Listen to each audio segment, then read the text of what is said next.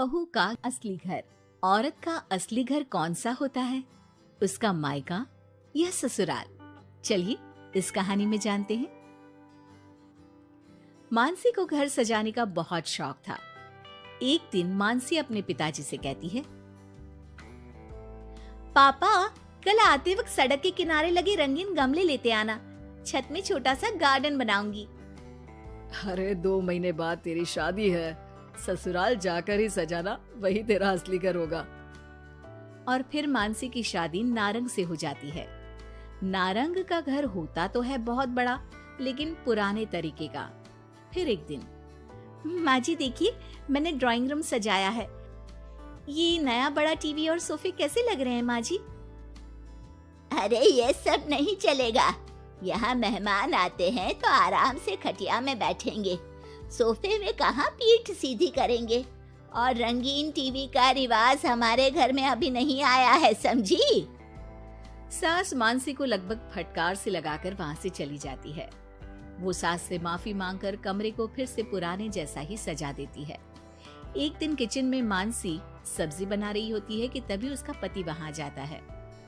अरे ये क्या कहते हैं इस सब्जी को? परवल जी, हमारे मायके में तो खूब बनती है। आज मन था खाने का तो सबके लिए बना दिया। अरे खाने का मन हो तो अपने घर पर जाकर खाओ ना। अब मानसी समझ जाती है कि पिता ने उसका दिल रखने के लिए ये कहा होगा कि ससुराल ही उसका असली घर है, जबकि उसका असली घर तो उसका मायका ही है। मानसी अपना सामान पैक करके मायके जाती है, जहां वो अपना सामान अपने कमरे में रख ही रही होती है कि मानसी, ये सामान यहाँ मत रखो, ये तुम्हारी भाभी का कमरा है। तुम एक काम करो, कुछ दिन के लिए सामान मेरे कमरे में रख लो। कुछ दिन के लिए मतलब? अगर मुझे हमेशा रहना पड़ा तो माँ? अरे शुभ शुभ बोलो बेटी, हमेशा क्यों मायके में रहेगी? बेटी का असली घर तो उसका ससुराल ही होता है। मानसी को माँ की बात समझ में नहीं आती कि आखिर कौन सा घर उसका है। वो इसी उधेड़बुन में अपने कमरे में जाती है जो शादी से पहले उसका हुआ करता था। अलमारी खोलती है कि तभी पीछे से उसकी भाभी उसे टोक देती है। अरे दीदी, ये क्या? कुछ चाहिए था क्या? मुझे बोल देती।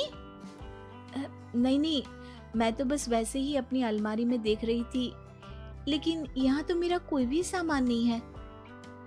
दीदी, अब ये अलमारी मेरी है।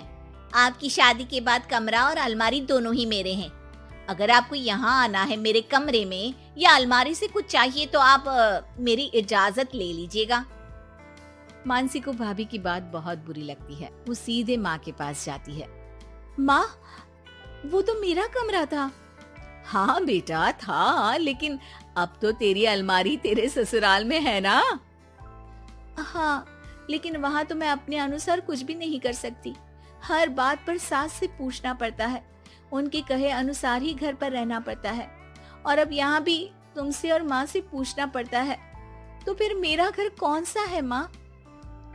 तभी वहाँ मानसी की भाभी आ जाती है और वो बहुत ही समझदार महिला होती है। अरे ये तो बहुत सरल है मानसी, तुम ससुराल जाओ और कुछ महीनों तक मेरे कहे अनुसार चलो। इस सवाल का जवाब तुम्हें खुद ही मिल जाएगा। भाभी उसके कान में कुछ बातें कहती हैं, जिसे सुनकर मानसी अपने ससुराल चली जाती है। अरे आज सुबह सुबह काम वाली के लिए दरवाजा किसने खोला? घर पूरा साफ, किचन भी पूरा साफ। माँ जी, आप रोज सुबह 5 बजे उठती हैं, ये मुझे ठीक नहीं लगता, इसलिए आज काम वाली बाई के लिए मैंने दरवाजा खोल दिया। थोड़ी देर के बाद मानसी ससुर के पास नाश्ता और दवाई लेकर आती है। अरे मानसी बेटा, तुम? हाँ पापा, आप समय पर नाश्ता करके दवाई ले ले। मानसी पति के लिए टिफिन पैक करती है और पति को देती है। अरे मानसी, आज तो मेरी अलमारी बहुत साफ है और आज खाना भी मेरी पसंद का। क्या बात है। धीरे धीरे मानसी ससुराल वालों में सबका ख्याल रखती है, सबका ध्यान रखती है। एक दिन, ये क्या है मानसी? अब माफ करिएगा मम्मी जी, आपके मना करने पर भी मैं एलईडी टीवी ले आई। काम करने के बाद जब मैं फ्री होती हूँ ना, तो टीवी देखने का बहुत मन करता है। ब्लैक एंड व्हाइट टीवी में मुझे समझ में नहीं आता, इसलिए अपने कमरे के लिए कलर टीवी मंगवाया था। अरे बेटा, तेरा घर है, अपने कमरे में क्यों? ड्राइंग रूम में ही टीवी लगवा दे, हम भी देखेंगे।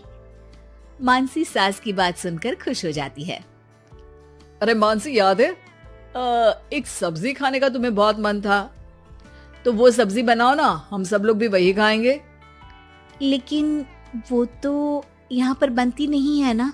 अरे भाई, किचन तुम्हारा है, इस घर की तुम मालकिन हो, अब तो तुम जो खिलाओगी वही खाएंगे हम। मानसी की समझ में नहीं आता कि अचानक घर वालों के व्यवहार में इतना बदलाव कैसे। वो अपनी भाभी के पास मायके जाती है। भाभी, आपके कहे अनुसार मैंने सबका ख्याल रखा, घर की हर छोटी जरूरतों को मैंने खुद पूरा किया, और अब तो घर का हर सदस्य मुझे ही घर की मालकिन मानता है। लेकिन ये क्या फॉर्मूला थी भाभी, समझी नहीं मैं।